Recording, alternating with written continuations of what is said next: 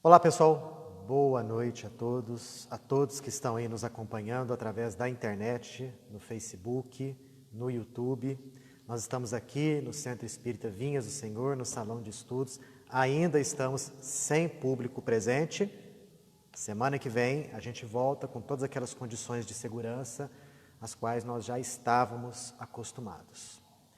Antes de nós darmos o prosseguimento ao estudo da nossa obra, é sempre prudente e desejável fazermos a nossa prece.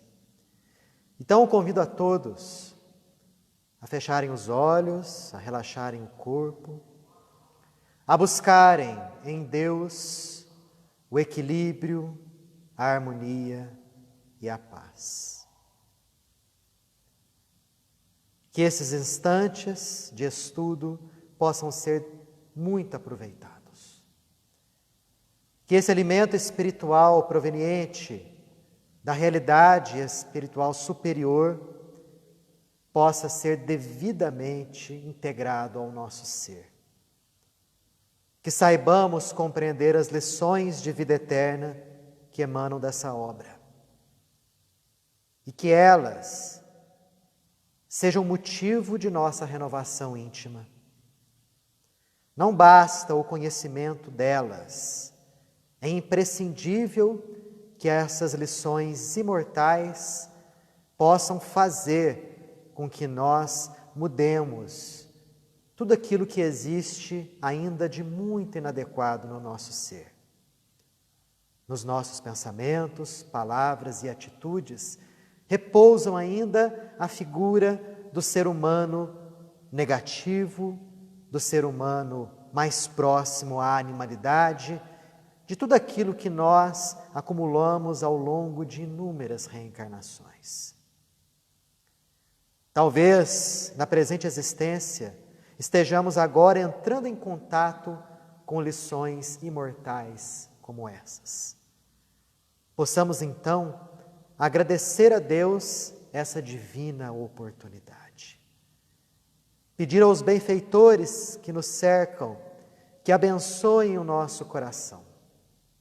Que possamos, além de armazená-las na nossa mente, senti-las, para que isso seja um propulsor adequado para a nossa renovação íntima.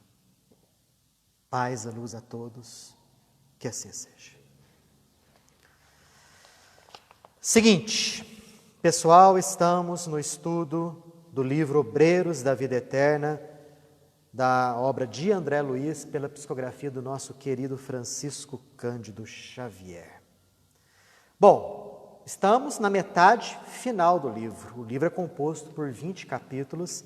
Na semana anterior falávamos do capítulo de número 10, até abordamos a questão daquela casa flutuante, né, que saiu daquela zona mais difícil, trevosa. E hoje nós vamos começar com o verdadeiro móvel e objetivo desse livro. Se vocês estão lembrados, logo no capítulo 1, André Luiz nos fala que eles estavam vindo à Terra, ele, André Luiz, mais um grupinho reduzido de 3 pessoas, no intuito de ajudar o desencarne de 5 indivíduos profundamente ligados ao bem e identificados com a cidade espiritual de nosso lar. Do capítulo 1 até o capítulo 10 foi uma preparação para essa ida. Inclusive, nós abordamos muita coisa referente à casa transitória de Fabiano, que ainda irá aparecer, menos ainda, nos demais capítulos, e a qual esse grupo do qual André Luiz faz parte ainda se encontrará bastante vinculado. Já que nós vimos, e Jerônimo ainda vai abordar aqui para nós, que as atividades feitas na crosta terrestre terão como porto seguro, como base, a casa transitória de Fabiano, localizada nos umbrais, no plano espiritual inferior. Bom, é um grupo reduzido. O líder é Jerônimo, nós temos André Luiz, nós temos o padre Hipólito, nós temos a enfermeira Luciana. São esses 4 que saíram da casa transitória de Fabiano rumo à crosta terrestre, levando todo o equipamento necessário ao trabalho. Então, eles não foram de mãos abanando. Algum equipamento que André Luiz agora nesse capítulo não esclarece qual é, foi pego lá na casa transitória de Fabiano, ou eles trouxeram de nosso lar e partiram rumo à crosta terrestre. Segundo todo o esquema proposto por Jerônimo, que era o líder do pequeno grupo, a primeira coisa que eles iam fazer é dar uma passada rapidinha nos locais onde residem as 5 pessoas que estavam prestes a desencarnar, a fim de que todos ficassem bastante, vamos dizer assim, atinentes àquilo que iria ser feito, um conhecimento prévio do trabalho a ser realizado. Eles precisavam focar na tarefa, sem se distraírem com qualquer outro tipo de coisa.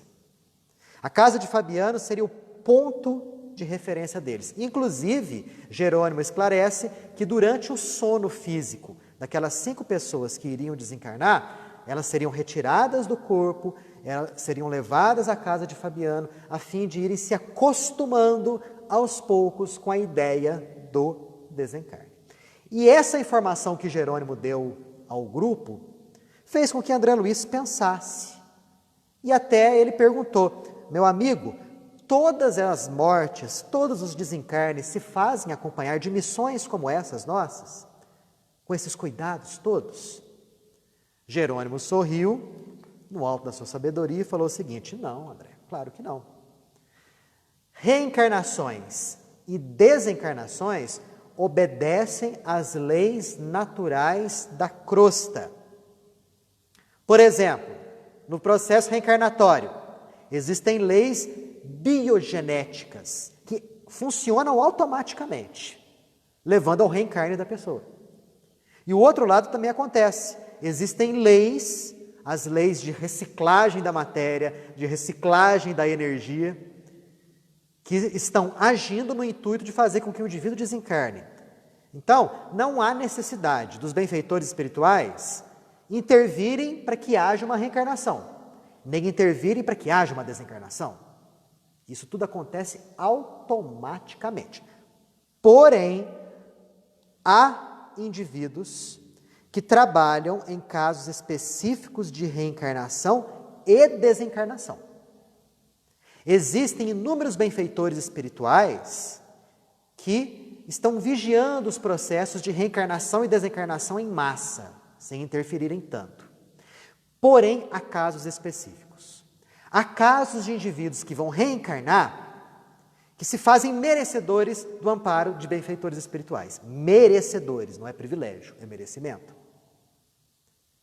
Um exemplo disso nós vimos na obra Missionários da Luz, da reencarnação de Segismundo, onde houve uma boa interferência de benfeitores espirituais, Alexandre principalmente, fazendo com que o processo de reencarne de Segismundo fosse muito bem esquematizado, muito bem planejado. Com desencarnação acontece a mesma coisa. Há indivíduos que se fazem merecedores do amparo do mais alto, do amparo de benfeitores espirituais no momento da desencarnação. É o que Jerônimo fala aqui, ó. Isso não é privilégio, mas sim merecimento daqueles que bem cumpriram as suas tarefas. Inclusive, ele fala o seguinte: eles merecem a atenção dos mentores que lhes supervisionam a obra. Da parte espiritual, é grande o carinho que se ministra ao servidor fiel. Então, olha só a importância da nossa ação, enquanto ainda nós estamos na matéria densa, da nossa ação no bem. Porque quem trabalha no bem e quem vive bem, nesse sentido, desencarna bem. Seja qualquer que seja o tipo de desencarnação, vai haver o amparo por parte de benfeitores espirituais. Se você, por exemplo, detém algum tipo de tarefa, de alguma atividade no centro espírita, e se você desenvolve essa sua atividade com bastante carinho, com bastante empenho, com bastante consideração, buscando melhorar, crescer, se aprimorar, buscando levar as lições que você aprende para a sua casa, no trato com a sua família, no trato com seus amigos, no trato com o pessoal do seu ambiente de trabalho, você está se esforçando para viver bem e no bem. Automaticamente, por força de mérito da lei de causa e efeito, você vai ser muito bem amparado no momento do seu desencarne. Não é privilégio nenhum, simplesmente merecimento. E André Luiz, ouvindo aquilo, começou a pensar, poxa, mas será que não existe muita contradição nisso que o Jerônimo está falando para a gente? Não. Porque André Luiz começou a pensar nas pessoas boníssimas que ele havia conhecido na crosta. Ele até cita o exemplo de alguns padres que ele havia conhecido aqui, pessoas fantásticas, boníssimas, mas que eram perseguidos por todos os lados. André Luiz até conjecturava, parecia que aquelas criaturas de maior valor moral eram as mais assediadas pelo mal, pela calúnia, pela perseguição. Não há aí um contrassenso, um paradoxo? E André Luiz continua pensando, olha, não precisa ir muito longe não, basta nós verificarmos o que aconteceu com os primeiros cristãos. Foram perseguidos por imperadores romanos, seus corpos serviram de comida para as feras do Coliseu, seus corpos foram queimados em verdadeiras tochas vivas. O próprio Jesus foi flagelado, torturado, crucificado e morto. Não é um paradoxo? Porque Jerônimo falou, aqueles indivíduos que bem fazem a sua tarefa merecem o amparo do alto. Não tem uma contradição aí? André Luiz só pensou isso, não verbalizou nada. Só que Jerônimo percebeu o pensamento de André Luiz e falou o seguinte, André, presta bem atenção, as tuas objeções não têm razão de ser. E ele explica uma coisa que, olha, a gente tem que levar para a nossa vida. Ele fala o seguinte, as concepções humanas do socorro divino são viciadas. Olha que frase. A gente viciou a ideia do que é o socorro divino. Por quê? Quando a gente fala em socorro de Deus, o que a gente logo pensa? Jerônimo enumera aqui. Perpetuidade de favores materiais, destaque pessoal entre os menos felizes, dominação e louvor permanentes, aquele que deseja aguardar serviço, estima e entendimento, mas não quer servir, nem estimar e nem entender. Então, quando a gente pensa em socorro divino, a gente pensa de modo viciado. A gente compara o socorro de Deus como sendo o socorro de alguém que é, vamos dizer assim, subalterno de um senhor. E esse senhor faz tudo para a vida material dessa pessoa. Pensamos que Deus age da mesma forma. E não é assim. E é por isso que muitos se desgostam da ideia de Deus. Por isso que muitos abandonam as concepções da existência do Pai. Porque pensam assim, nossa, no momento que eu mais precisei de ajuda, a ajuda não veio. Ou, eu precisei de alguma coisa, aquilo lá não aconteceu. Precisei sanar os meus problemas, cadê a ajuda? Porque nós pensamos que Deus age dessa forma meio dizer assim, material, nos dando os bens materiais a todo momento, né? Nos protegendo do assédio do mal, fazer com que a nossa vida não tenha problemas, nenhuma dificuldade. E não é assim que funciona. Porque os próprios fatos ocorridos com pessoas boníssimas mostram isso daí. Vamos pegar a vida do próprio Chico Xavier? Quem conhece um pouco da vida do Chico sabe o quanto que foi complicada a vida dele, principalmente nas fases iniciais, quando ele estava começando a sua tarefa mediúnica, se firmando. Perseguições da parte material, da parte espiritual. Até mesmo dentro do próprio movimento espírita, o Chico foi caluniado, foi ridicularizado, foi perseguido. Quer dizer, poxa, um indivíduo que tem uma antena viva em contato com o mais alto. Não tinha essa proteção toda.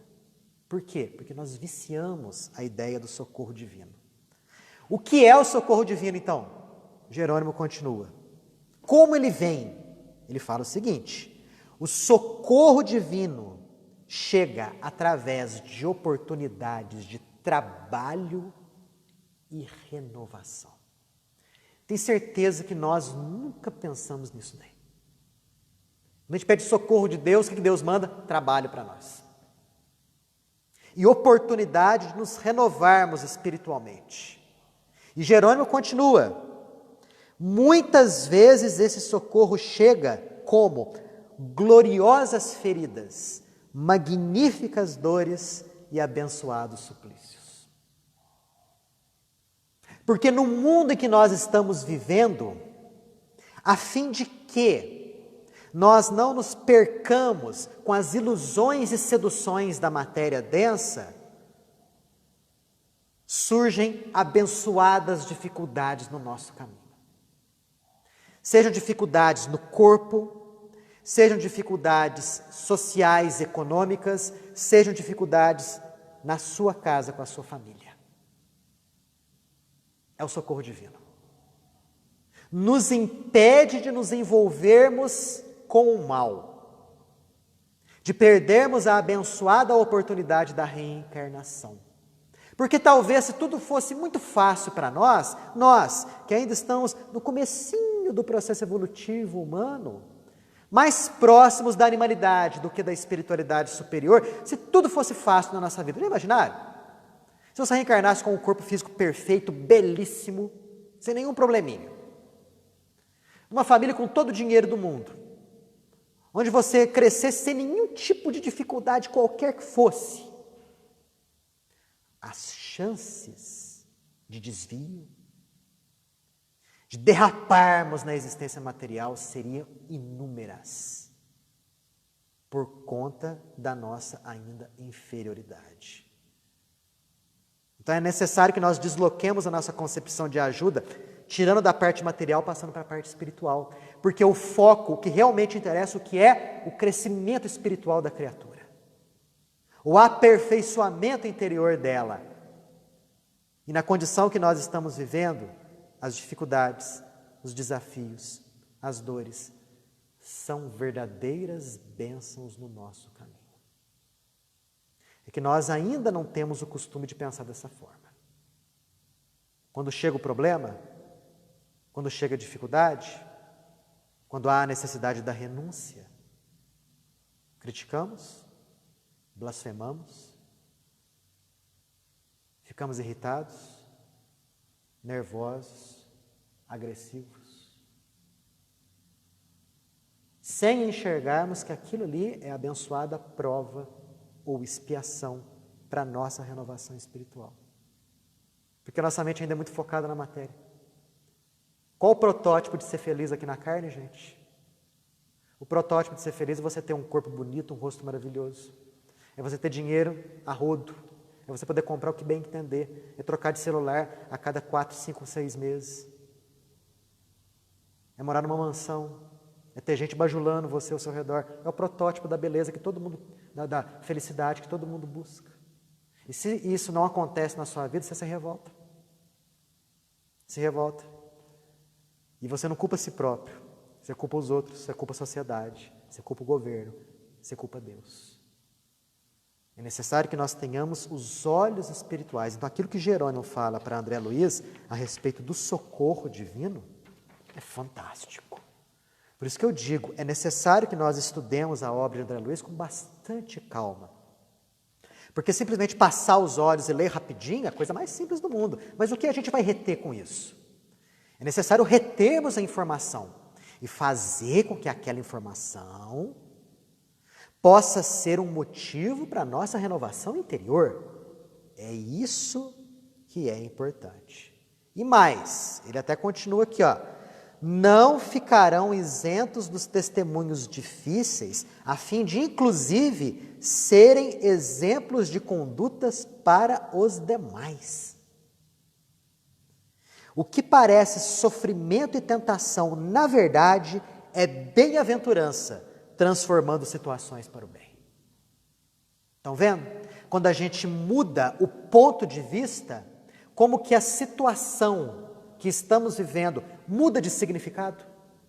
É esse o trabalho que o Espiritismo faz com a gente. É esse o trabalho que nós temos que fazer conosco. E é esse o trabalho que nós temos que fazer com as pessoas que chegam até nós portando problemas, angústias, dificuldades. Nós temos que fazer com que aquela pessoa enxergue a vida sob um outro ponto de vista. Ao mesmo tempo que nós, por nossa vez, devemos nos esforçar para enxergar a situação, o contexto da nossa existência com os olhos do Espírito, não com os olhos da matéria, não com a ilusão da vida física. O que Jerônimo fala aqui é essencial para a nossa felicidade futura. Claro que daqui a algum tempo, quando esse planeta for um planeta de regeneração, nós não vamos precisar passar por dificuldades e problemas dessa magnitude. Mas também nós não vamos estar tão próximos assim da animalidade. E a nossa identificação e inclinação pro bem vai ser maior. Por enquanto, o cenário é esse. E se estamos aqui, é porque ainda precisamos disso. Saibamos aproveitar as oportunidades de renovação. É o que a gente sempre fala. Aproveita a pandemia. Porque ela está dando motivos para você pensar em coisas que talvez você nunca tenha pensado na vida, ou pensado pouco. Pensar, por exemplo, na falta que faz um contato com uma pessoa amiga. Um aperto de mão, um abraço. Não é? Você colocar com o seu devido peso e valor os bens materiais em comparação com os bens espirituais. Quantas pessoas aí, portadoras dos melhores planos de saúde, com dinheiro, né, generoso, e não conseguiram, por exemplo, uma vaga em UTI? Não é mesmo? A coisa não muda de figura, o ponto de vista não muda. Então, até mesmo nas grandes calamidades, nos grandes desastres, ali existe uma lição que o plano divino nos dá para enxergarmos a vida com os olhos do Espírito. Para passarmos a viver na matéria sem sermos matéria, sem nos identificarmos em demasia com ela.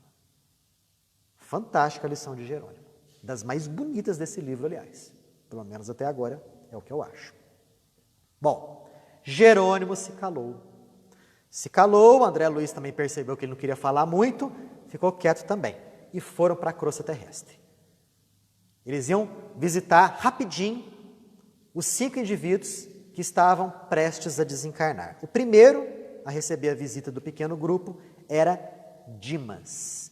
Dimas vivia numa cidadezinha do interior do Rio de Janeiro. Ele não fala qual é a cidade. Morava numa casa muito humilde. Os 4 do grupo de André Luiz chegaram até aquela casa e foram até um quarto onde Dimas estava deitado. Dimas estava atacado de cirrose hipertrófica. Segundo André Luiz, o ventre dele era volumoso, né? E ele estava passando por realmente muitas dores, muitos problemas. Jerônimo fala um pouquinho de Dimas. Fala que ele era um assíduo colaborador dos benfeitores espirituais de nosso lar. Que havia saído da cidade em tarefa reencarnatória havia mais de 50 anos. E desenvolveu faculdades mediúnicas para trabalhar sempre, e trabalhava sempre em favor dos mais humildes e dos mais sofredores. Numa atividade magnífica, só que em silêncio, sem se mostrar, bem discreto. E realmente André Luiz percebeu que, em virtude da sua ação no bem, o quarto humilde e simples onde Dimas estava acamado, estava repleto de eflúvios luminosos, que era uma prova da visita incessante de benfeitores espirituais àquele indivíduo, àquele amigo. Dimas era credor do amparo e já tinha chegado a hora do descanso construtivo dele. André Luiz percebeu que, devido à fraqueza do corpo e devido à própria capacidade mediúnica também, Dimas cerrou os olhos e conseguiu enxergar os 4 indivíduos do grupo de André Luiz. Sorriu, né? E conseguiu se desvencilhar com enorme facilidade do corpo físico. Estava desencarnado? Não. Não chegou a desencarnar ainda não. Ainda estava ligado, né? Por leves e tênues laços magnéticos. E conversou com o grupo, fora do corpo, dizendo: olha, realmente estou muito cansado, estou exausto. Mas ele estava calmo e estava resignado. Jerônimo pediu para André Luiz aplicar uns passes na região do ventre, né, do corpo dele, e realmente André Luiz percebeu quanto que o processo de cirrose hepática estava aceleradíssimo. Mas tão logo ele começou a dar os passes, Dimas já começou a verificar melhoras acentuadas. Jerônimo deu algumas palavras de reconforto a Dimas, prometeu que voltaria mais tarde, e o grupinho foi embora. Esse foi o primeiro, Dimas. André Luiz não fala qual religião era Dimas, a qual religião ele pertencia. Simplesmente que havia se dedicado à tarefa de amparo aos mais humildes, aos menos favorecidos. Esse foi o primeiro. O segundo chamava-se Fábio. Só que para chegar até lá, o grupo empregou o processo de volitação. Porque Fábio morava na cidade do Rio de Janeiro. E Dimas morava numa cidadezinha do interior do estado do Rio de Janeiro. Empregaram a volitação. E André Luiz descreve a sensação de leveza e de plenitude que o processo de volitação dava a eles. Ainda mais eles, né, que haviam passado horas e mais horas em regiões tenebrosas nas trevas, nos umbrais. André Luiz descreve as montanhas, os vales verdejantes, os arroios, os rios, as pequenas cidades, tudo isso sob as bênçãos do sol. E André Luiz começa a pensar, poxa, lá na terra, cogita-se da possibilidade da construção do aparelho pessoal para voo. Gente, isso é de 1946. Esse aparelho já existe. Existe um aparelho pessoal de voo. É claro que você não vai comprar isso no supermercado, né? Porque é uma tecnologia avançada. Mas existem alguns locais aí, principalmente referentes às próprias forças militares de alguns países, em que o indivíduo ele tem um aparelho pessoal de voo, né, com propulsores e tudo mais, com roupagem especial. E André Luiz compara, né? Olha, lá na Terra eles estão querendo fazer isso. A gente já fez. Só que nada se compara com a volitação. Né? Porque com o encarnado tem que ter o peso do corpo, é o peso do traje, é o peso do equipamento, é a preocupação para não acontecer nada de ruim, enquanto que eles, desencarnados, vão em volitação fácil e tranquila. Quem já teve sonho em que estava voando e sentia toda aquela leveza e tranquilidade, tem mais ou menos uma pálida ideia que André Luiz descreve. E nisso foram chegando no Rio de Janeiro, na cidade do Rio. Viram aquele casario compacto, os prédios, né? O mar, e se dirigiram para um bairro menos populoso, onde entraram numa casa. Lá residia Fábio. E se depararam com uma cena, André Luiz descreve, enternecedora. Um homem deitado num divã, né? Tendo ao seu lado duas criancinhas, uma de 6 e outra de 8 anos. Esse homem era Fábio. E ele estava com tuberculose avançadíssima. Aparentava muito abatimento, muito cansaço, mas uma luz lhe aureolava a mente. E conversava com aquelas crianças de 6 e 8 anos. Eram seus filhos. Eu vou ler até um pouquinho do diálogo, que é muito bonito esse diálogo. Uma criancinha pergunta, o mais velho: papai, mas o senhor acredita que ninguém morre? E o pai responde: sim, Carlindo, ninguém desaparece para sempre, e é por isso que desejo aconselhá-los, como pai que sou. Fez-se-lhe mais terno o olhar, e continuou ante o interesse dos meninos: creio, inclusive, que não me demorarei muito a partir. Mas para onde você vai, papai? Falou o menor. Para um mundo melhor, meu filho, um mundo melhor do que esse. Para um lugar onde seu pai possa ajudá-los num corpo sadio, embora diferente. E as crianças ficaram com os olhos lacrimosos e protestaram: não, pai, não, pai. Fábio se esforçou, de modo visível, para se dominar e prosseguiu: mas vocês não devem manifestar semelhantes receios. Já organizei todos os negócios e a mamãe vai trabalhar, substituindo-me até que vocês cresçam e se façam homens. Se eu pudesse, ficaria em casa, mas como se arranjariam comigo, imprestável como estou? Por essa razão, Deus me concederá um outro corpo, e eu estarei com vocês, sem que vocês me vejam. Sorriu e continuou. Possivelmente seremos até mais felizes. E preste atenção, há muitos dias que pretendo falar-lhes como agora. Logo após o meu afastamento, sei inclusive que muita gente vai desanimar vocês dois. Vão dizer que me afastei para nunca mais voltar, que a sepultura me aniquilou. Entretanto, previno a vocês dois que isso não é verdade, viveremos sempre e amar-nos-emos uns aos outros cada vez mais. Gente, que coisa, que cena, né? Jerônimo, junto com os 3 companheiros, ficaram em silêncio acompanhando aquela cena belíssima de um pai à beira da morte. Já imaginaram?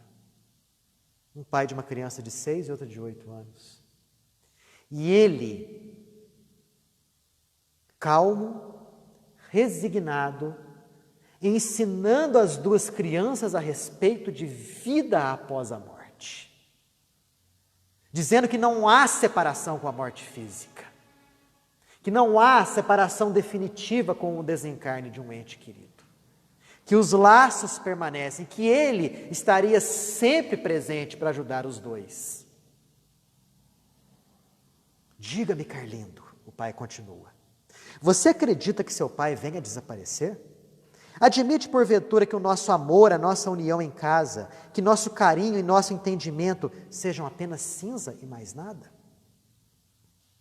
O pequeno se dominou, a fim de parecer valente, e respondeu, eu acredito como o senhor, papai, que a morte não existe. E o pai falou, quando eu partir, se vocês demonstrarem coragem e confiança em Deus, o papai estará mais corajoso e confiante e restaurará em pouco tempo as energias. Vai para 3 anos que a gente instituiu aqui o culto do Evangelho no Lar com Jesus. E vocês sabem que Jesus não morreu.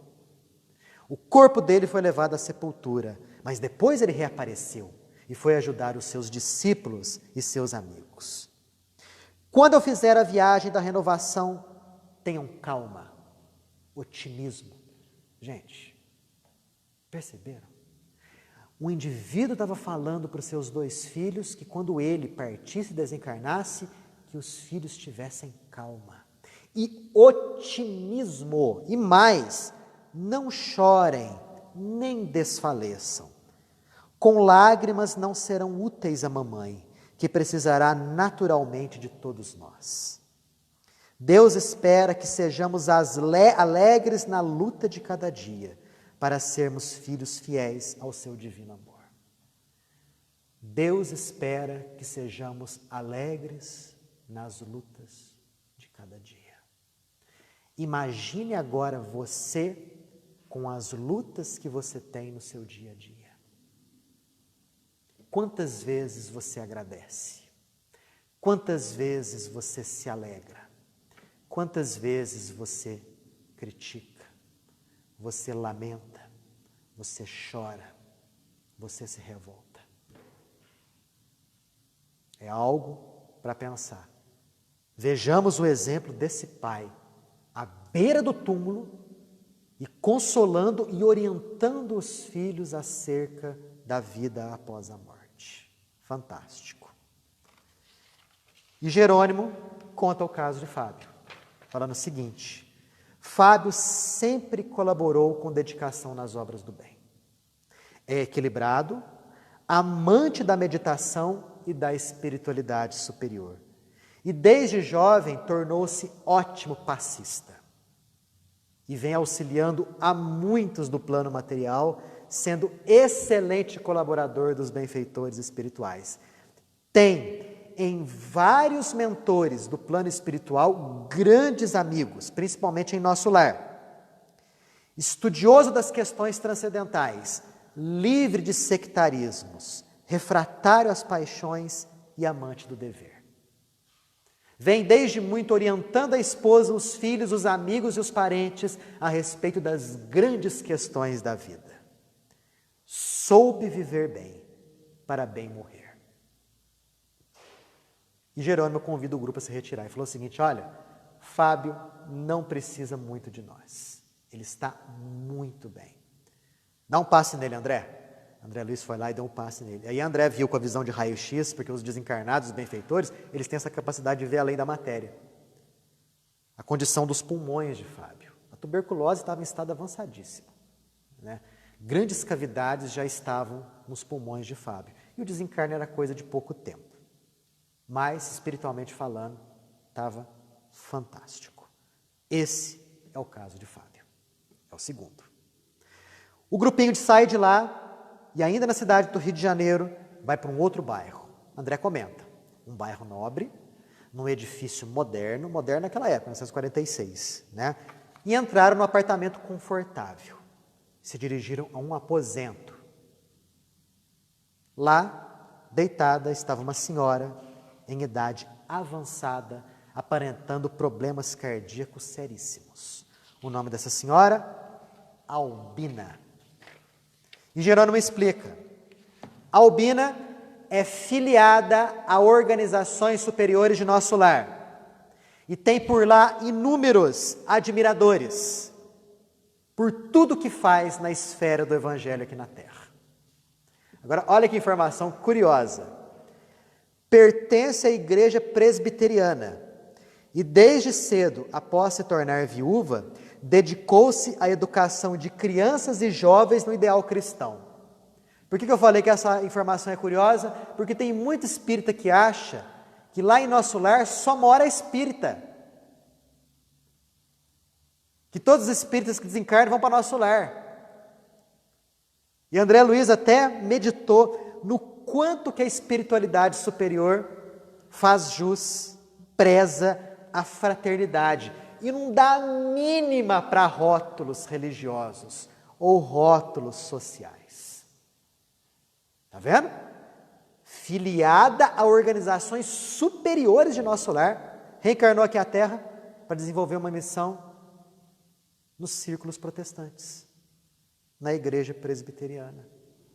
Então, quando a gente for pensar que nós somos possuidores de conhecimentos mais avançados e nos sentirmos superiores àqueles de outras correntes religiosas, eu acho que esse caso da Albina tem que opor um certo contrapeso a esse nosso pensamento, a essa nossa tendência de nos tornarmos superiores. Porque o caso dela é bem fantástico, né? Jerônimo se aproximou, tocou-lhe na fronte e ela sorriu. E do lado dela tinham duas jovens encarnadas. A Albina virou para uma delas e falou o seguinte: minha filha, pega para mim a Bíblia. E a filha dela falou assim: mamãe, mas a falta de ar, agora que serenou, a senhora não quer descansar? Ela falou assim: não, eu prefiro. Pega lá, a palavra de Deus reconforta. A filha foi lá, pegou a Bíblia, entregou à mãe, a mãe se ajeitou na cama, colocou o óculos de leitura, e Jerônimo, sem que ela percebesse, fez com que ela escolhesse um capítulo atinente à ressurreição de Lázaro. Era Jerônimo já preparando ela para o desencarne, porque realmente a Albina iria passar pelo processo de ressurreição. Que sentido? O sentido estrito da palavra ressurreição, que é reaparecer novamente. O corpo físico dela ia ser depositado na terra, isso não ia ter mais jeito, mas ela ia reaparecer em corpo espiritual. Porque vocês sabem que a palavra ressurreição, lá em hebreu, lá na linguagem deles, significa justamente isso daí, de pé novamente. Então, ela estará de pé novamente, só que em corpo espiritual, não em corpo físico. Ela leu e agradeceu a Deus a leitura que lhe foi enviada. Jerônimo pediu para André Luiz dar o passe. Pelo visto, André Luiz era o passista do grupo, né? Porque era o terceiro passe que ele já dava. André Luiz deu o passe de reconforto nela e percebeu que realmente a situação cardíaca dela não era nada boa. Um grande aneurisma lhe provocava uma insuficiência cardíaca seríssima. Quando Jerônimo ia comentar mais alguma coisa, apareceu uma jovem mulher desencarnada. Cumprimentou o pessoal do grupo e Jerônimo explicou por que eles estavam ali. A jovem mulher agradeceu, sorriu, gente, e falou uma coisa interessante. Olha, existe forte pedido de prorrogação em favor dela, pois ela tem que permanecer junto à família por alguns meses. Nós sabemos que ela tem jus ao devido descanso e receber o prêmio da sua abençoada vida.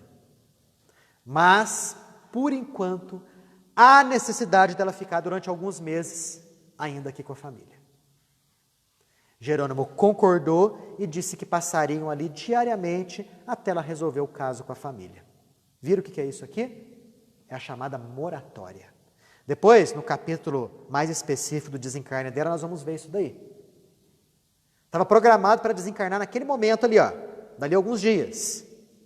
Mas por algum motivo que agora a gente não sabe qual é, direito, mais para frente nós vamos saber, os maiorais do plano espiritual decidiram dar um tempinho a mais de vida para ela. Um combustível a mais para o corpo físico dela, porque ela precisava se encontrar junto dos familiares por mais alguns meses para resolver alguns problemas. Ela tinha mérito para isso, tinha merecimento para isso. E realmente foi o que aconteceu. Esse é o caso de Albina. O pessoal do grupinho de André Luiz saiu de lá e se dirigiu agora para um grande hospital lá do Rio de Janeiro. E André Luiz comenta que nesse grande hospital, a primeira coisa que ele viu quando chegou perto era as grandes turmas de espíritos benfeitores que protegiam o hospital. André chegou até a perceber que quando eles entraram, a atividade tanto de encarnados quanto de desencarnados em ambiente hospitalar era praticamente a mesma coisa, era idêntica.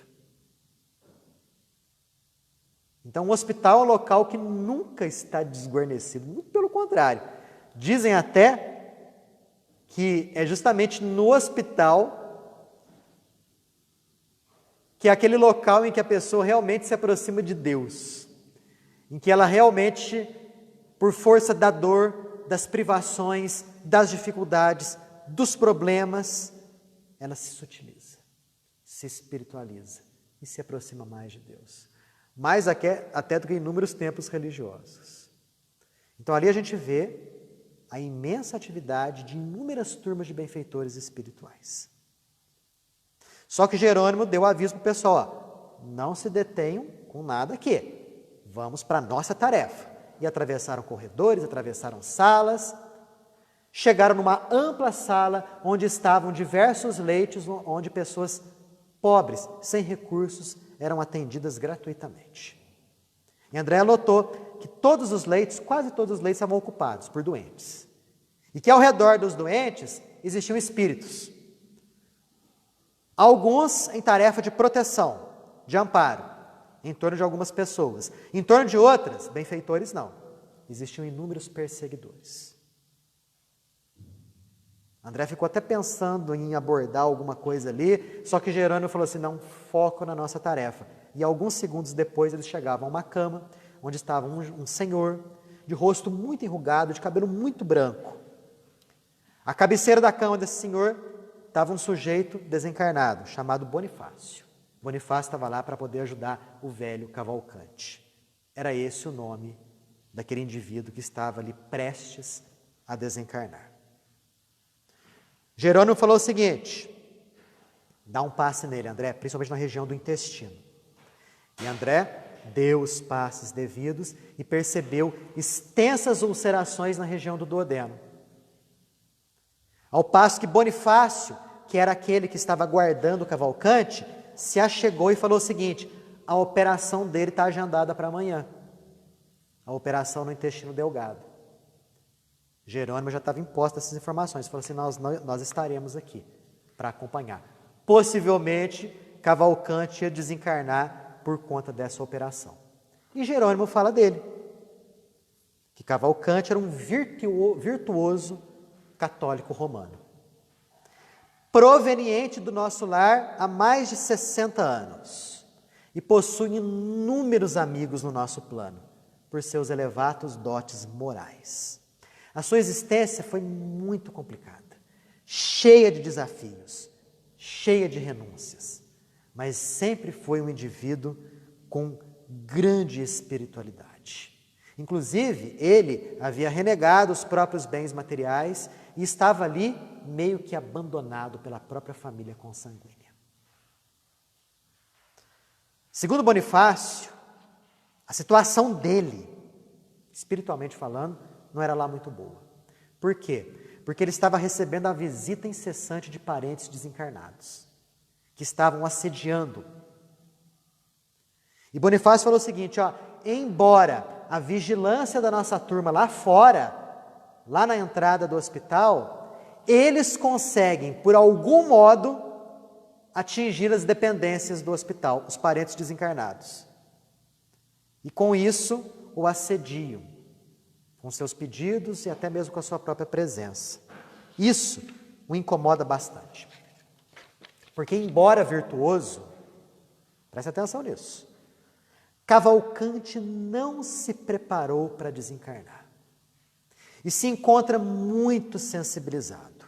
Tem, inclusive, o pensamento muito voltado para os seus parentes que o abandonaram ali. E isso tem dificultado muito o esforço dos benfeitores espirituais. Qual que é a lição aqui? Gerando até fala. Não bastam os dotes morais elevados.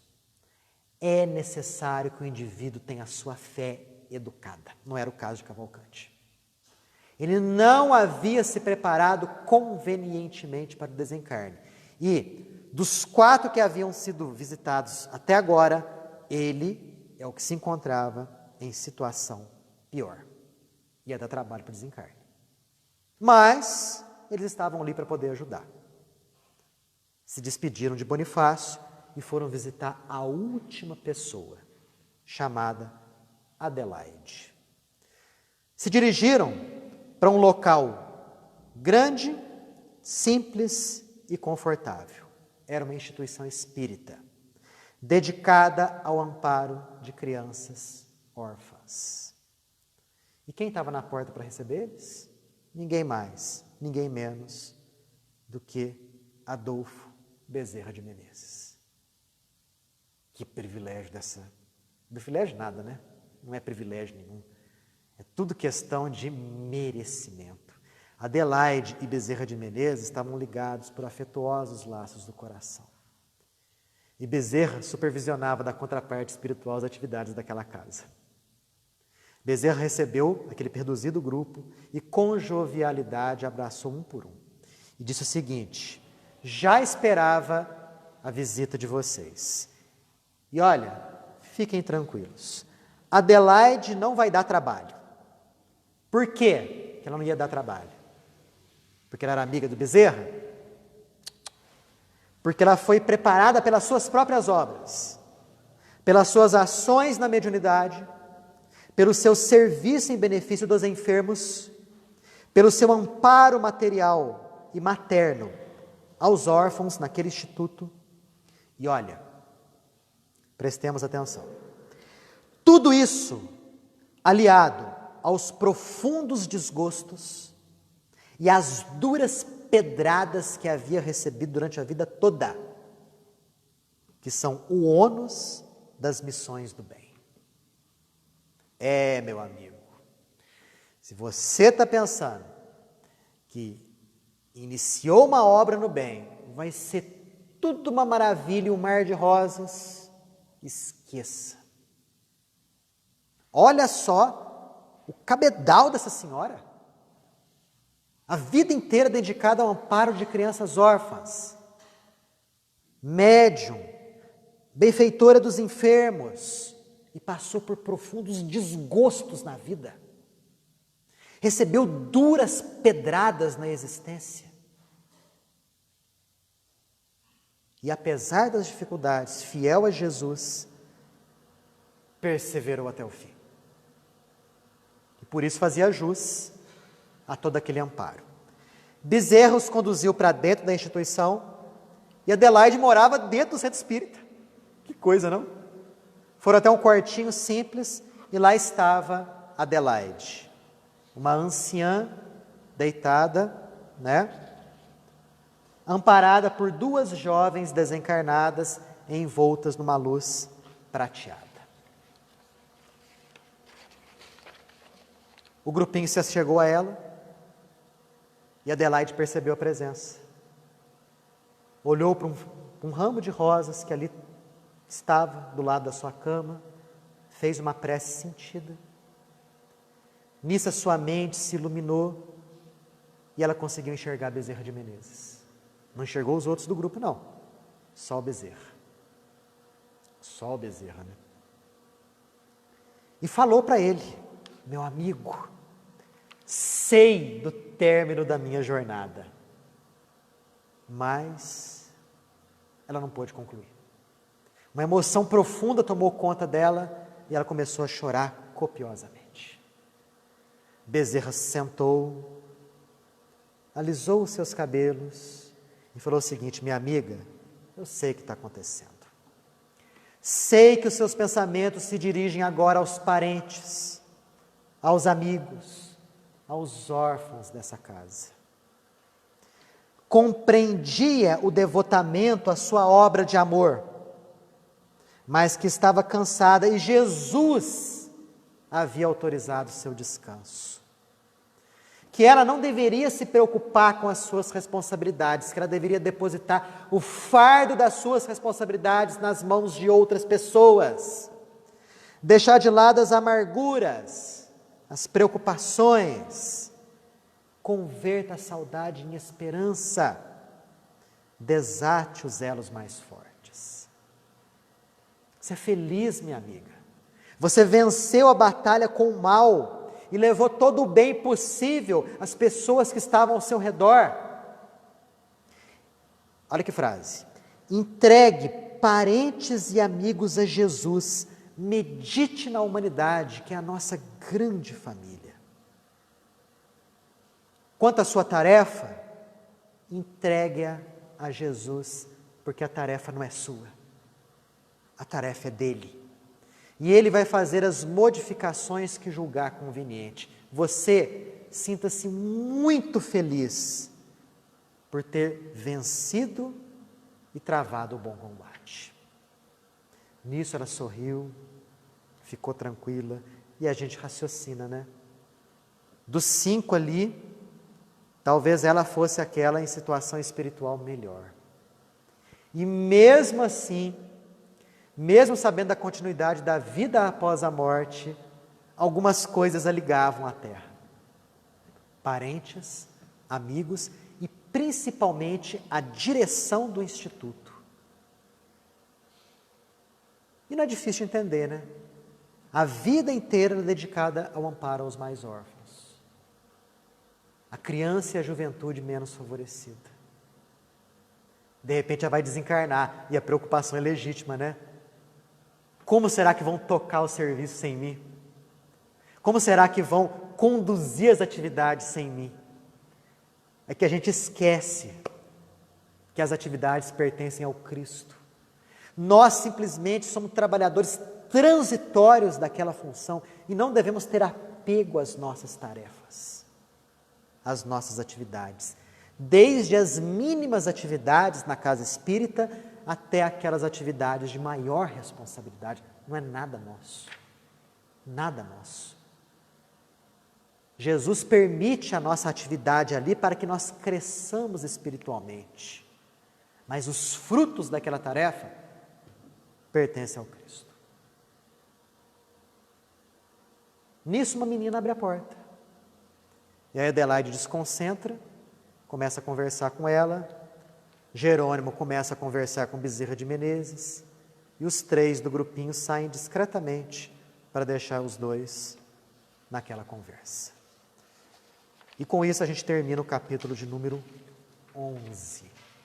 Nos demais capítulos nós vamos ver caso a caso todos esses 5 processos de desencarne.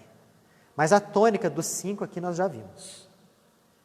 E isso tudo pode ser resumido numa única frase, que foi dita por Jerônimo: aquele que sabe viver bem, morre bem.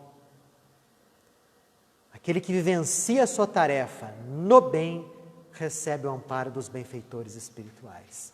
E o desencarne, o desenlace é tranquilo, é sereno. Já pensaram? A Adelaide foi recebida por Bezerra de Menezes.